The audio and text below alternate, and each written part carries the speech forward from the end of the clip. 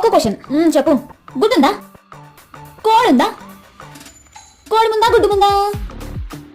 ఇప్పుడు నువ్వు ముందా అమ్మ ముందా? అమ్మే ముందు. మరి కోడి ముందు.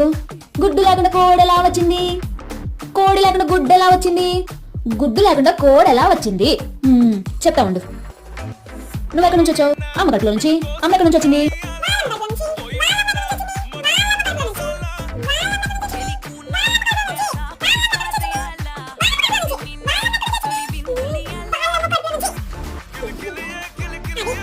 ఫస్ట్ దేవుడు అమ్మను పుట్టించాడు, అంటే కోడిని పుట్టించాడు. కడుపులో ఉన్న పిండాన్ని కాదు, గుడ్డుని కాదు. కోడే ముందు. కోడిని సృష్టించాడు కాబట్టి గుడ్డు వచ్చింది.